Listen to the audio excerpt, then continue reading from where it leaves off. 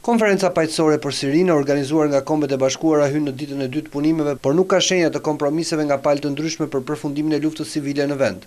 Zhvillimet në ditën e parë në Montreux të Zvicrës janë përshkruar me kundërshtime nga të dy palët. Përfaqësuesit e regjimit i hodhën poshtë kërkesat për tërheqjen e presidentit Bashar al-Assad për të hapur rrugën një qeverie të tranzicionit. Sekretari amerikan i shtetit John Kerry këtë konferencë ka përshkruar si proces, duke thënë se ai e ka ditur se bisedimet do të jenë të ashpra.